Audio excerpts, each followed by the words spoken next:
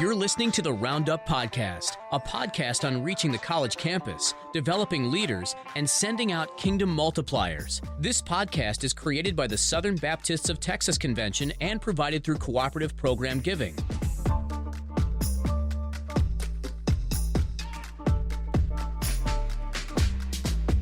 Well, howdy, friends, and welcome to the Roundup Podcast. I'm your host, Mitch Tidwell. I'm really excited today to have John Strappazon on the show today. He is our very first guest on our brand new segment called Ask Yoda, where we are getting leaders on who have extensive experience in ministry, particularly college ministry, and wisdom for a lot of us folks that have been in it maybe a couple years, 5 years, 10 years, just asking questions from leaders who've kind of been down the road and can give some wisdom to us as we minister to college students. So, John, how are you doing? I'm doing good, Mitch. How are you? I'm doing super well, and glad to have you on. If you're not familiar with John has got 40 plus years of ministry experience. He's been both staff and in supervisory positions. He's ministered to commuter schools, residential campuses, church-based, campus-based, statewide ministries. John has literally feel like in the world of college ministry, you've kind of put yourself in any and every position possible, it sounds like. Well, God's given me a lot of opportunities. Yeah, he sure has. I remember when we first had our conversation, John, was probably a couple of years ago. You know, I was just fascinated because you've done local church work, you've been Baptist student ministries, you've been worked on conventions, ministering to both of those, and so I'm like, man, this guy's got more wisdom in all these different areas than probably anybody I know with college ministry. Thanks. Yeah. So we wanted to get you on, and John, why don't you tell us, I know I gave a brief overview about you, but why don't you give us a little overview of who you are, where you're from, and kind of where you got to today, or how you got to where you're at today. Well, thanks, Mitch. I didn't grow up in a Christian home. I became a Christian in college, and so my life was radically changed in college. And I remember one of the things that was confusing to me as a brand new Christian was all these Christians who'd been in church a good bit of their life were trying to act like lost people. And I thought, I don't get that. There's nothing over there, boys, girls. But that was but I became a Christian in college, and God really changed my life. I mean, he completely changed the focus of my life. I wasn't looking for God, and he just sort of interrupted my life for the better, and went to work at the University of Houston for Baptist Student Ministries as an associate campus evangelism coordinator, and really loved it and made a commitment to ministry, and then moved to Fort Worth, went to seminary, sold cars for 7 years. I love cars. Love to have a classic car. Don't have one, but it's one of my passions. One of the things I enjoy is looking at those and enjoying those with other friends. And thought I might go into the car business. Had an opportunity. My father-in-law, had a car business. He was going to sell to me, but God was really clear that his goal for my life was to go into ministry, and I am grateful that he did that ever since then. I have one daughter, Lindsay. And I've been married to my wife for 42 years. Oh, awesome. Which is a tremendous thing. Since my parents got divorced, I wasn't ever sure that I could be that committed, but God has been gracious and gave me a wonderful person. And so I've done ministry at the University of Oklahoma, as I said, at U of H, at the University of New Mexico in Albuquerque, at Texas Tech, and then was over all of the Baptist Collegiate Ministries for Oklahoma. Was in charge of all of that, and I've spoken at places across the country and in Asia. So God's given me a great opportunity to see a lot of things, experience a lot of things. Been interim pastor 3 or 4 times at churches, and I've done on-campus ministry and church-based ministry. So I just had a lot of chances to do a lot of things. I'm really grateful and excited to be here today. Yeah, we're excited to have you on, John. John, tell us a little bit. We have this podcast is mainly geared towards a church-based college leader. Could you share a little bit more about your experience in church-based and kind of where you served at? I became a Christian through a church, First Baptist Church in Lubbock, and and that's where I first got to know the Lord and where I first began to walk with the Lord. Dan Urey, some of you may have heard of him. He was my first college pastor, college minister, really had a tremendous impact on my life. one of the four most influential people in my life. And then several years later, the Lord allowed me to go back there and become the college ministry of the 930 college ministry there at First Baptist that has a college worship service. And so I did that for 14 years under three different pastors. 14 years and three different pastors. Wow. Yeah, that was a challenge. Mm-hmm. Wow. There's some challenges to that. I bet so. I'm just thinking through my as you said that, I'm like, wow, that's a lot of different transitions, and wow. Well, and each one of them has a different goal for what they want to see done, and it can become interesting. Yeah. Sorry to interrupt you. That was no, pretty wild. No, that'd be something that you could ask me about if you'd like sometime. Yeah, I'm actually, I may bring, depending on how much time we have left, I may come back to that one. I'm really interested in that. Well, okay. There were some ups and downs, so I have both sides of the coin on that one. Yeah. Awesome. Cool. So as First Baptist Church Lubbock, was that primarily where you serve on church base? That's where I served in church base, yes. Cool. Yeah, so tell us a little bit about that ministry. I know that you had some pretty great success there. Obviously, you said through three different pastors, so you navigated that pretty well. Can you tell us a little bit more about what that ministry looked like? And I want to say that the pastors empowered me for the most part. Oh, that's awesome. Like I said, we had some challenges, but God did some wonderful things through them and through us. And since 1971, First Baptist Lubbock was a innovator in college ministry. Began a college worship service, and it reached thousands and thousands of students. I was able to take over in 1990 and around 1990, 1991, and begin to rebuild that ministry. And so what do you want to know? I'm not sure what to tell you there. I could talk a long time about that. So what would you like to know? Yeah, I'd love to know, like, so 1990, what did ministry look like for you guys? Like, did y'all do, like, was it majority like, hey, midweek worship service, a Sunday school, or like groups, or how did that kind of look for you guys? Or did y'all do something separate, like on campus? Well, we did. In 1971, they started a college worship service on Sunday mornings that was wedged between the two other main services at 9:30. So that's why it was called 9:30. Every now and then you'd get a student who say, what time does that happen? And you felt bad for them. But anyway, we'd have about an hour, pretty limited time, but a great time between the other two worship services. And the college minister would preach at that. We'd have a college group leading the music, whether it was a choir at one, earlier, and then later a praise and worship team. So some things changed along those lines. And then we had a Sunday school that we called Bible College. And then we changed it to lifestyle because we wanted to be more what their lifestyle would be like. And we began discipleship groups during the week. We started off with them at different times, and that didn't work very well. So we went to all of them on Sunday nights because most students are back on Sunday evenings. And it doesn't conflict with any other groups on campus, fraternities, sororities, or other things like that. So Sunday nights, 8 o'clock, we had a small group discipleship groups. And then during the week, now this is at the end, toward the last several years, not the beginning, but the last several years, we had a thing on Thursday nights called Paradigm, which was more of a no commitment, open door for anybody on the campus, any denomination, any church that they went to. And we had it loosely connected with the other ministries. Gotcha. And I was also the chaplain for the Red Raider football team for several years. Nice. Which was a great ministry. It gave me a lot of life. Oh, I bet. It gave life to me. And not that the other took it away from me, but it was kind of a new thing I got to. I had prayed that God would give me a fishing hole for evangelism. They gave me the football team, and that gave me an opportunity to run with and be around people that I normally wouldn't be around. So it was an exciting time. Everything about it was exciting. Yeah. It was challenging. It was hard, and it was fun. It was all of the above. It was a great time. What a great opportunity.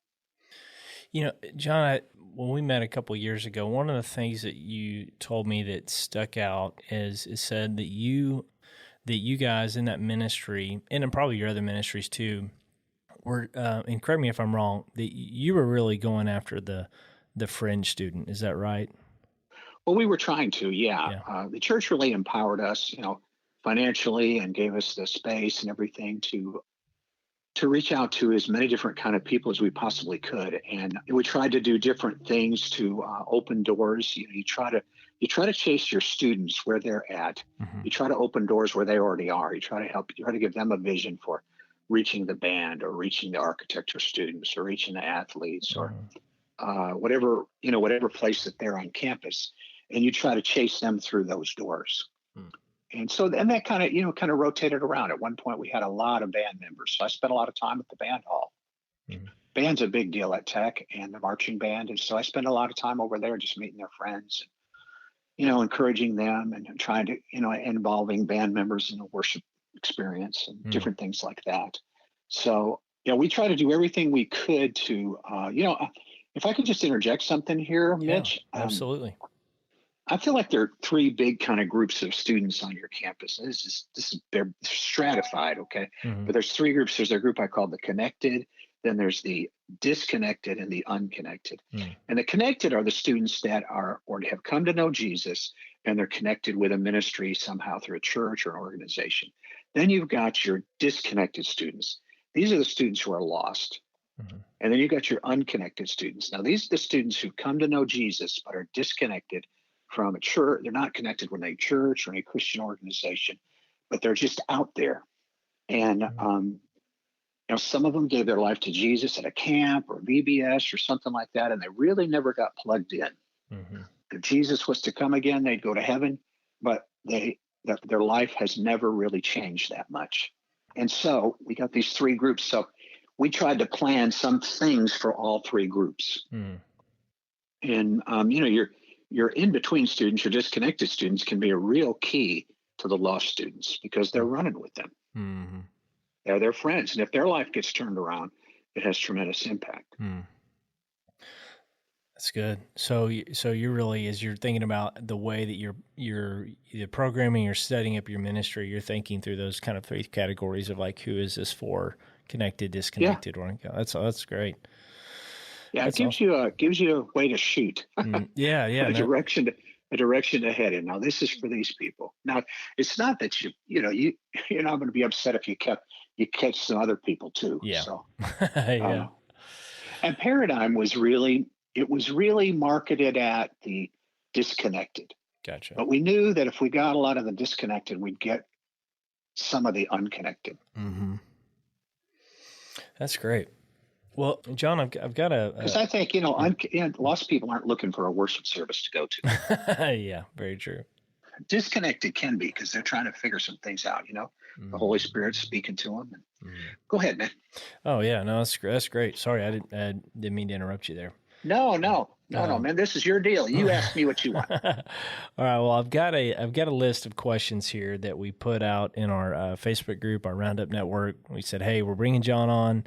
Ask questions that you want to know from John. And so I'm going to kind of run through some of these. And the first one that we have here, and I think that you're probably wonderful to speak to this because you've been involved in local church, you've been involved in campus-based ministry, but what are some of the ways that you've helped students see their need for being involved and active in the local church and to see their local church necessary for their discipleship and growth? Yeah, that's a really good question. And I think one of the challenges is that a lot of churches don't really explain what the purpose is. Yeah. They just kind of have church and expect people to know why they're doing this. Why do we meet at a certain time? And why do we do those things? And I think our culture's gotten to the place where we really need to explain some things. So getting your students, make opportunities for your students to get to know the pastor, to hear his story. Very rarely do we hear the pastor's story. Yeah. How did he come to faith? What were some of the big turning points in his life? Why does he do what he's doing? Why did he decide to become a pastor? And what are his passions and his goals for the church and how they fit in, how he sees the students fitting in. That's where I would start. Relationships just are so important. And if you can help the pastor to become a human, not just somebody up there, but a real live person.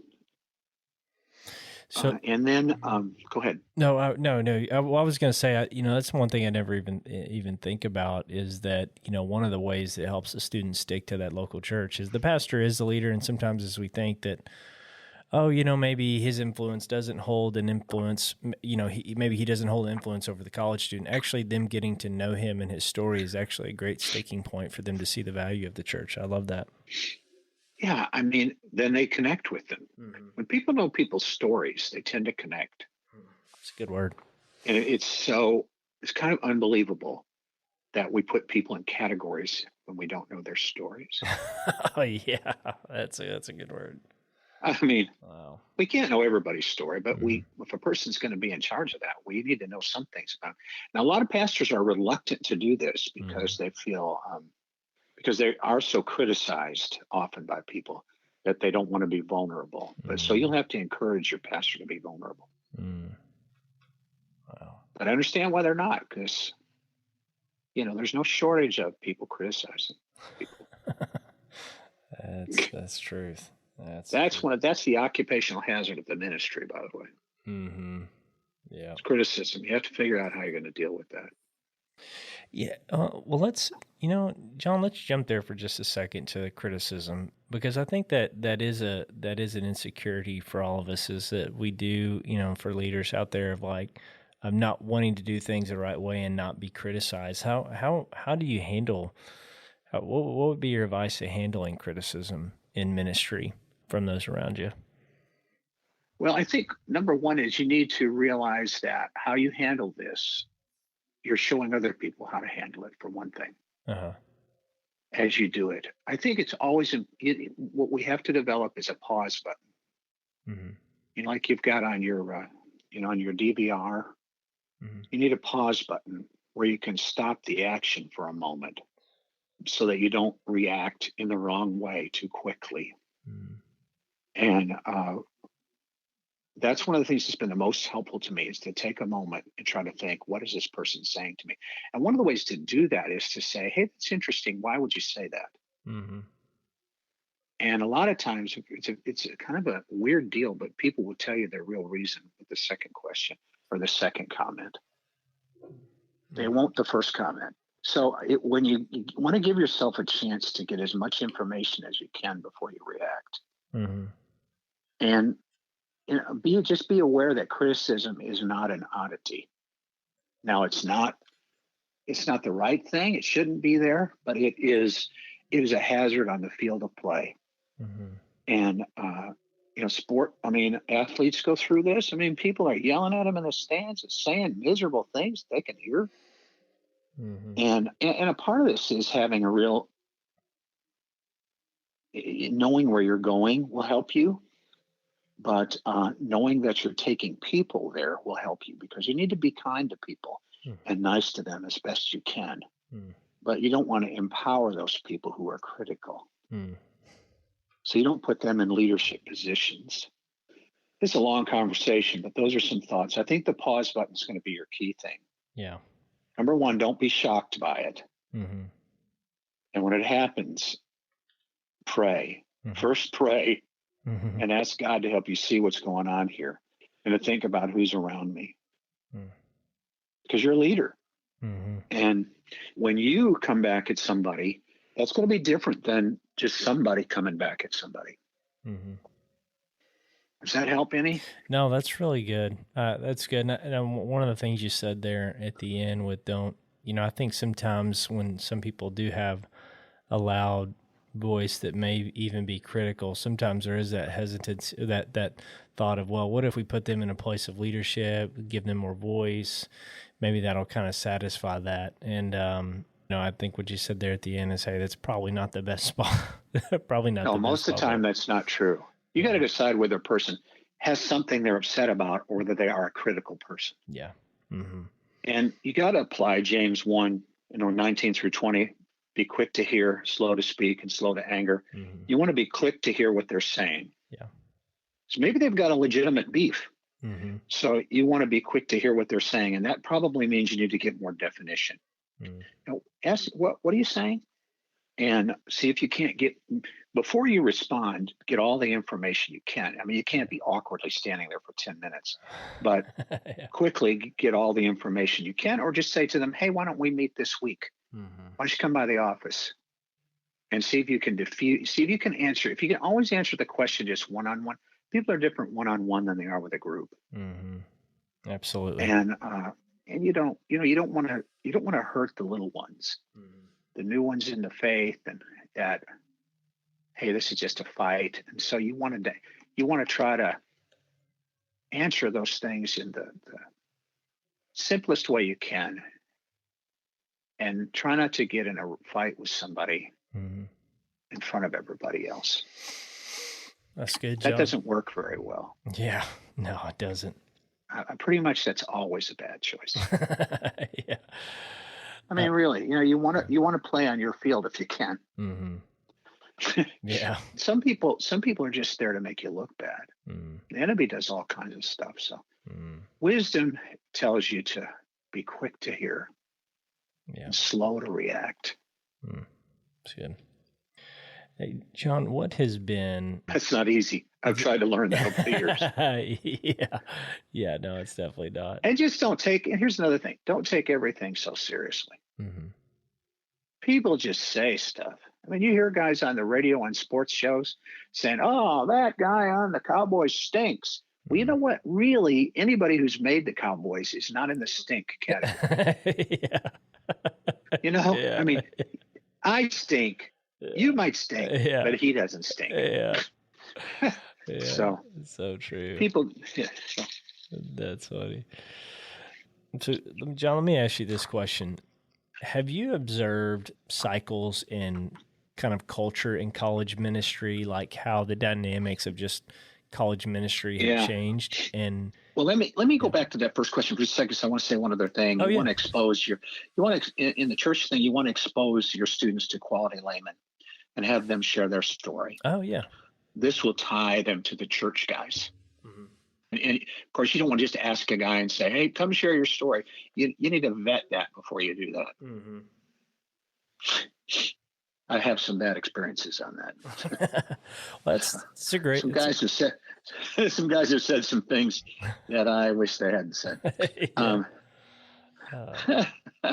So, okay. Go ahead. No, well, that's I feel like I've seen that just in my short time in college ministry of allowing when those students get. In fact, I met with a campus minister at TCU, and that was one of the things that he had said about that. One of the things that he would love to see in more of the churches was students not just connecting with peers, but connecting with the different generations in the church. And that just really, he's like, I just really don't see that a ton. And actually, the church that I'm at, we've actually seen that that's been very beneficial. And those are the students that I've seen have stuck and really committed themselves to the local church. So I've definitely seen that in my time in there's college another ministry. great byproduct, too. People need to be sharing their story. Oh, for sure, yeah. The adults need to be sharing their story. We're really short on sharing our story. We're big on telling people what to do. We're short on helping people see it in other people's lives, seeing it lived out. That's good. It's easier to put together a message of telling people what to do than it is to figure out how to tell a story. Yeah. That's harder. Yeah. And getting somebody else to tell the story rather than you, if it's good, is always better. Because most of them are going to be lay people. They're not going to be in the ministry. They need to see how this works in real life. So any way you can do that, that's better. It's great wisdom. And you can train your layman to do it. Have them come into your office, have them tell you their testimony, and then help them understand what it is that God has really taught them. Yep. That's great stuff. Well, John, I want this next question, and I think this may be a better way to ask it than what I did a minute ago, but what are the changes that you've seen, both positive and negative, that you've seen in college ministry over the last 30 plus years? Okay. Let's see. What are the changes? Well, the culture has changed, and the biblical culture has changed now too. Whereas students seem to have more Bible knowledge and more mooring earlier when they came, and less understanding of how it applied in real life, and helping them with that. Now they come with very little biblical knowledge and less mooring points. There's a lack of agreements on morality. There used to be, kind of agreement on that. If you got drunk, that wasn't a good thing. Yeah. But now, that doesn't matter. More broken homes. People need more reaffirming of their faith now. This is why one of the reasons we want to help them see how this really works in this time when morals are really up for grabs, and you can teach them, and then you need to help back that up with testimonies of your lay people and other students, older students. They're more suspicious of authority now. They're more insecure. They need a deeper sense of caring. Basic life skills are missing. I mean, have a retreat and watch all the guys rush to the line and get all the food. I mean, they'll get all of it if you let them. I got on a plane coming back on a football game, and some of the football players had already eaten more than one dinner. So what that meant was some people in a 3 hour and 45-minute flight back didn't get anything. And there's a real need for hope for long distance relationships and models. I think a positive thing is that people are more open about their faith now. Even though we tend to think they're not sharing their faith as much, I think they're more open about their faith than they have been, and that there's more of a emphasis on really living your faith in the day-to-day world that we're in, because I think it's harder to do. It's not just being a moral guy isn't just, hey, that's everybody ought to be that. So those are some changes that I've seen in students. Now, in how we do ministry, is that what you want to ask about too? Oh yeah, both of those. That was great on the student end. I'd love to hear what else you got. I think that not just sort of getting a series you're going to preach on. I think a better change has been trying to figure out where people are at and trying to blend what they want and what they need. You don't want to just give them what they want. A sure bet for me is, for a person who doesn't know what college ministry is about, is if they come up to you and they say, college students know what they want, what they need. No, they don't. That's ridiculous. They have no idea. Yeah. They'll tell you. No, that has not been my experience ever. And, Clue, you're the one here to tell them and to help them see the need, not just tell it to them. Yeah. I think in the past we could just tell it to them. 30 years ago, you just sort of tell it to them and they were kind of like, and now they need to really know more why. I think they always needed to know the why. So by the way, I think the way we do ministry now would have been better then too.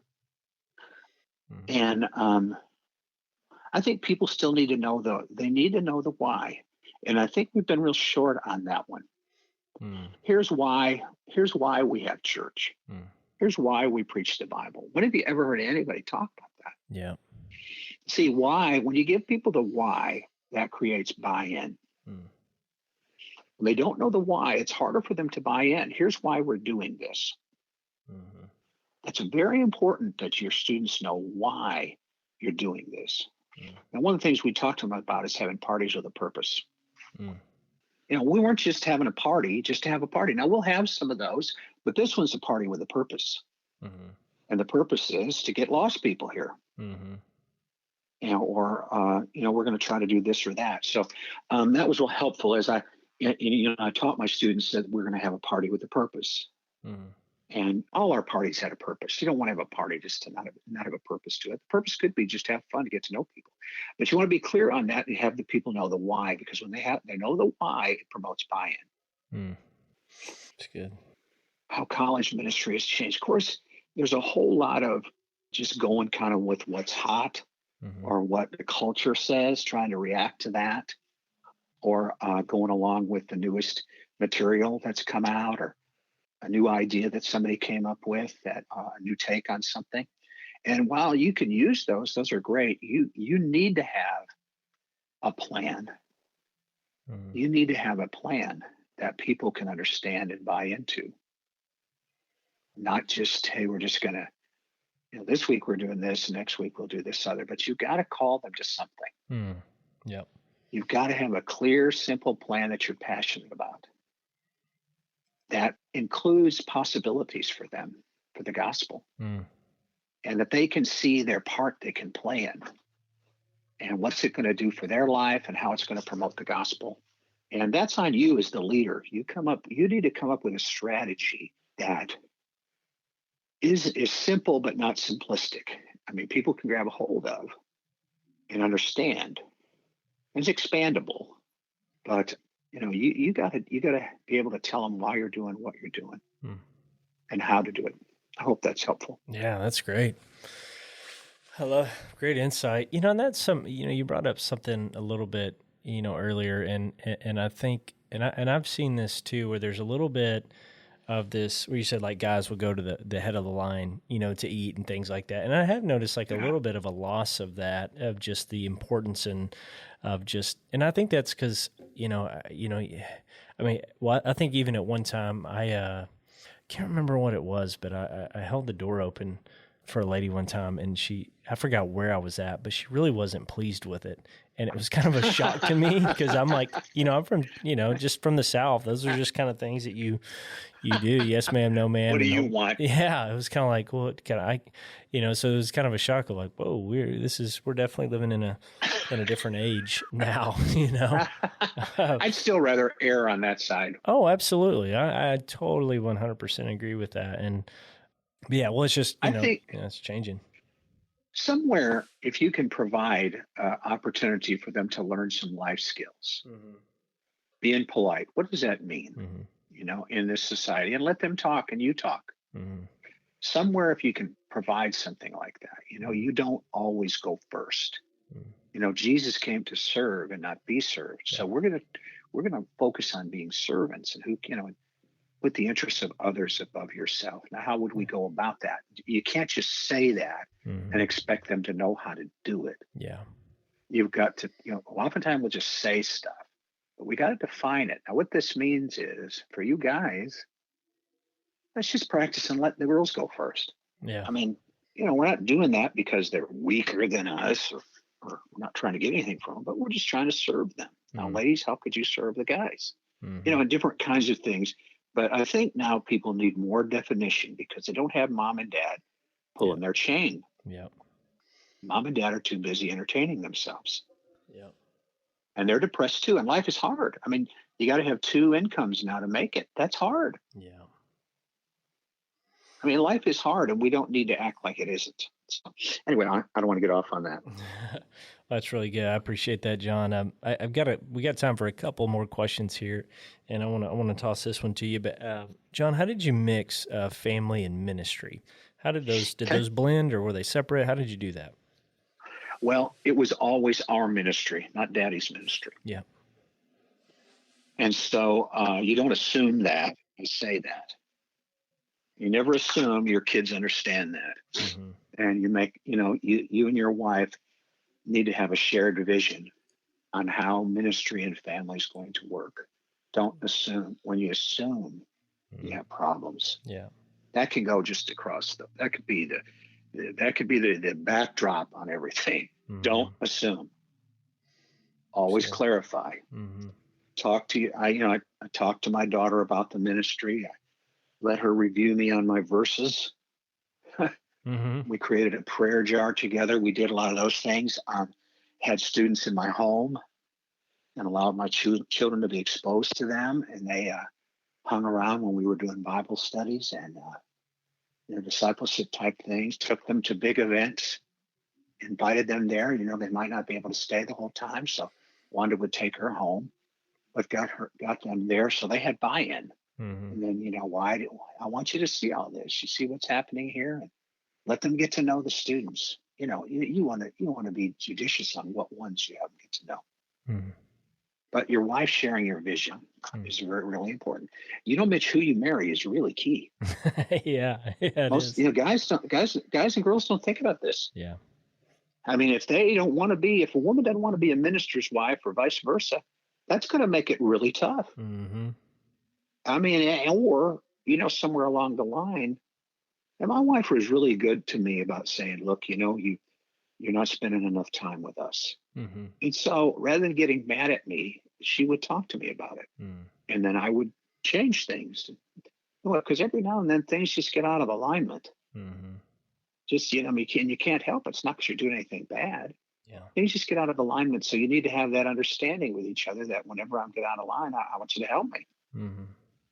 And then you couldn't say, well, I don't think that's right, but I'll think about it. No, I'll pray about it and let God will talk to you if you let him. And, if you lose your family, you've lost everything. Yeah. And you don't want your children to grow up hating the ministry. Yeah. Which means they're going to walk away from Jesus. And so many times that happens. Yeah. The ministry is rigorous. It happens at weird hours. So you got to figure out, how do I include them in ministry? And when I'm with them, be with them and listen to your wife or your husband to help you understand that. Because, dude, when you look at these, you say, well, who's first in your life? Jesus is first in my life. Well, who's second? You see, Jesus and the ministry aren't the same thing. Mm-hmm. Yeah. You keep those separate because they really are separate. Mm. And, Jesus is first. And then, you got to decide where your family and where the mission or the ministry fits in. Yeah. But I've just seen hundreds of kids who are bitter at God because their parent gave them the garbage time. Man. And blamed the ministry, So what are they going to do? They're going to blame God. Yeah. You don't want that. Man. You want your children to love Jesus. So you take them with you. And by the way, here's another thing. I've seen some guys just wreck their kids because they thought, I knew of a pastor he was a businessman in Houston, okay? Mm-hmm. Houston, the fourth largest city in the United States. He felt all of a sudden like he's called to ministry. So he ran off to a town of about 2,000 people. His children just freaked. Mm. Well, duh. Yeah. And, you were called to the ministry, but they weren't. Mm-hmm. So you've got to help them understand their calling and how all this works, and do it appropriately to their age. Yeah. But I think that was just cruel what he did to his kids. Mm. And I don't think God's in that. Yeah. And so I think you figure that out, and you obviously you've got to ask God exactly what he thinks. Yeah. But I think you need to be real careful when you rip your kids out of school when they're going to their senior year. Mm-hmm. I remember asking God if I could stay somewhere until my daughter finished junior high. An interesting thing happened when we were in our third year. We left one place that we'd been at a little while. We were in our third year. She said to me, so when are we moving? I think she was 10. Wow. And I said, what? She said, well, we move every 3 years. I just want to know when we're moving. She's 10. I'm like, oh, now wait a minute. I said, I will let you know way in advance, and you'll be a part of the decision. She's not going to make the decision, but I'm going to listen to her input. Mm-hmm. And so they need to know what's going on, why. I think you could tell your family, look, this is a crunch time. Dad's going to be gone, but he'll be back. And then be back. Anyway, I could talk about that all day, Mitch. I hope that's helpful. Yeah, that's great. That's really good. I think even as me and Olivia, we just had our son William, who actually, as of today, we're recording this on January the 18th, just turned 11 months old. And, just thinking of, once he gets in school, like I remember we moved once when I was in school, and I think in 4th or 5th grade, and that was such a big jolt for me of getting entire new friend groups and different things like that, and how that impacted me. It's, to think about jumping a young person around over and over, that's just got to be pretty hard on them. And just try to remember that God doesn't love the people you're ministering to more than he loves your kids. Yeah, that's a good word. And, he's called you to sacrifice. he hadn't really called them to that yet. They don't even understand. Yeah. So you got to be very helpful. I think you got to help them. So anyway, again, that's a topic for a whole conversation. Yeah. I hope there's some points there that help. Oh yeah, that was fantastic. I got one last question for you, John, and it's this. So what is one thing you wish someone would have told you when you were first starting in college ministry? Oh, good. I wanted to get to this one because this has been life-changing. The first one is to Psalm 127:1 says, unless the Lord builds the house, the laborers work in vain who build it. Unless the Lord watches over the city, the watchmen stand guard in vain. Not that I didn't focus on God, but I didn't focus like I needed to. Yeah. That unless Jesus builds this thing, no matter what I do, it's not going to work. Yeah. And that's a real deep sense down inside of me that I know that I really got to have God's guidance and his help. And the focus needs to be on him. And then number two is the importance of people, key people. That's from Matthew 9:35 through 38, when Jesus is looking out over the city and he says, the harvest is plentiful, but the workers are few. Beseech therefore the Lord of the harvest to thrust forth laborers into his harvest field. For a long time, I thought what those verses were encouraging me to do was to get busy at making disciples. I need to get better at that and get busy at that because the harvest is plentiful and the workers are few. But that's one day in the 90s. I know that sounds like the dark ages to some guys, but it wasn't for me. And God just stopped me and said, why don't you ask me for them? See, he told the disciples to ask him for the leaders, to ask him for the workers, and not just to send up a little prayer, but to really depend on God to give them to you.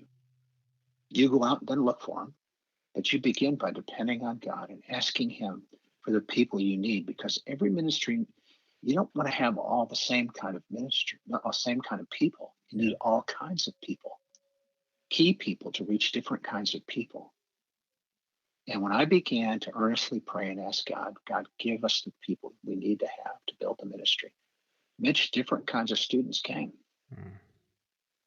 And sometimes ministries can be made up of all the same kind of person. And God loves them and you love them too. But you need all kinds of people with different gifting.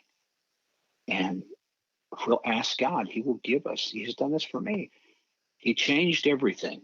Everything changed when I began to pray that. You need some students who just bring people. You don't have to teach them to bring people. They do it naturally. Yeah. You need students who look at life differently. You need students who are aggressive.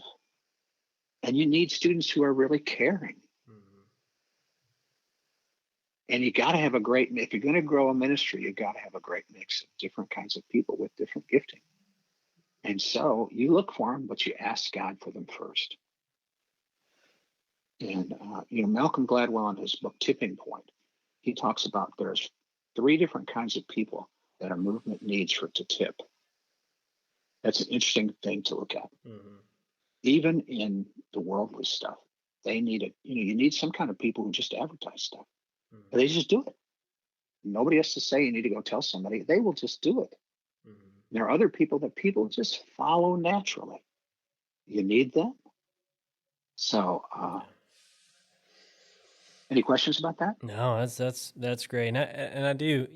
I've totally seen that, and I think probably the older I get, the more that I realize how, just thinking about the body of Christ and how God has made every one of us uniquely, and how we need people who are going to be pioneering. We need people who are going to be caring. We need people that are going to be, as we were even talking about on a conversation prior to this podcast, about people that are going to be in the details and the minutia, and kind of all of these up the body of Christ that gives you a flourishment. And because I can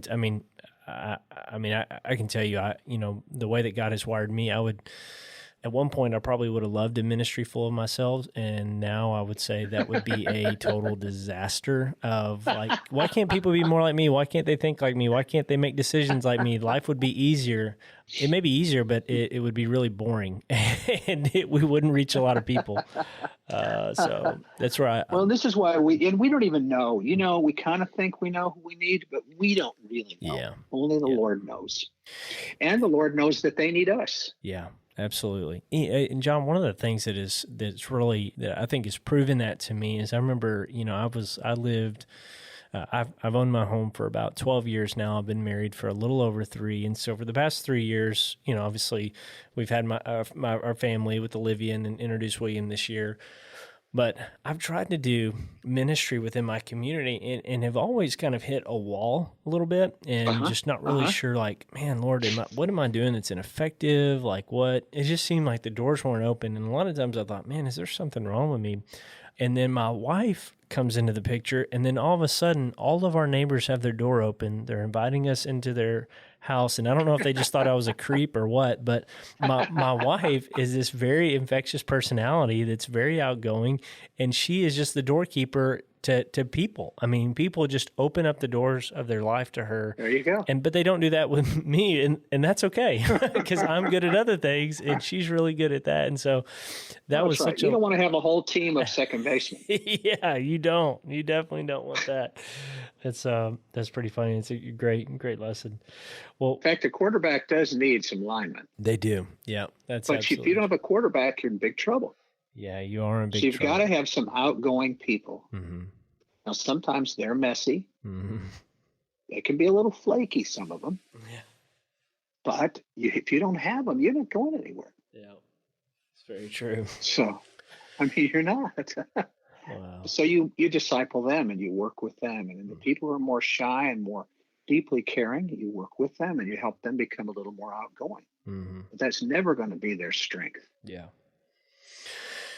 That's a good word. Well, John, we're out of time here, but it has been, I feel like we're just even touching on just the tip of the iceberg here on some conversations, but we'll have to have you on again. It's been a lot of fun having you on, great wisdom. And by the way, if anyone wants to kind of get connected to you, what's the best way to do that? Facebook or Twitter, email? Do you have a website? Well, Facebook will work Mm-hmm. at just John Strappazon. Mm-hmm. If you can spell my name, you can find me. Yeah. Another way is my email at johnstrappazon@gmail.com. Okay. And this is what I do. I help people. I have a ministers group that meets once a month, and it's what I call flight line. Isaiah rise up with wings as eagles. And so it's for young ministers, and so would love to have anybody in that group if they just let me know.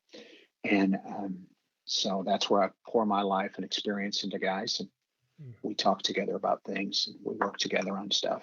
And we meet once a month for an hour and a half. So I would love to have anybody in that. So we have a good time. We hit on stuff. We help each other too. Yeah. So coaching, I'm available for group coaching and individual coaching. Cool. I think I can help you stay out of some ditches and miss some walls you're going to hit. Yeah. Absolutely. Let me tell you something. Yeah. You can get fired being successful. Mm. And that was the thing that I never anticipated. I mean, I didn't get fired because I was successful, but you can get yourself in hot water being successful, which is really kind of strange. But it's true. That is. I have seen that. Wow. Anyway, I'll not go there. Yeah. But you don't want to not be successful and save your job. So yeah. Wow. So awesome. Anyway. Well, thanks, John. Well, thanks, man. You got it. Yeah, thank you for being on. Thanks for your time. And y'all, if you want to reach John, again, as he said, John Strappazon at gmail.com. You can go to his website, Strappazon, STRAPPAZON.com. There, John speaks, coaches, as he said, consults. He's got resources. So check him out. Friend request him. He's very encouraging. Follow on Facebook. And I got a couple of books that are for sale on Amazon. Yeah. What is it? You got Gear for the Game and then Life's Equipment Bag? Uh-huh. Awesome. Go. Yeah, check him out. John's got some of those, and is tons of wisdom to look at. John takes kind of a unique angle and kind of puts a lot of these ministry principles and wisdom into coaching metaphors. Would that be correct? Did I say that right? Yeah, I think that's right. I try to have a passion to make things very applicable and understandable. Yeah. And fun too. Yeah. Well, you do that well. So John, thanks again for being on, brother. Thanks, man. Looking forward to being Yoda again sometime. That's right. We'll bring you on. All right. See you, John. Thanks, Mitch. I appreciate you. We'll see you. Well, friends, thanks for joining us on the Roundup Podcast. Be sure to like and subscribe to our podcast. Leave a review. We'd love to hear from you. Also, don't forget about our Facebook group, Roundup Network. On Facebook, we have over 260 leaders in there that you can idea share with, you can learn from. It's a great group. And don't forget that we're going to have Texas Roundup. That's an event, a large event that we're doing for collegiate leaders that we are planning for May 12th through the 14th in Austin, Texas. You can register at sbtexas.com/Texas Roundup. Would love to have you there for that. Well, friends, thank you for being on, and we will see you next time.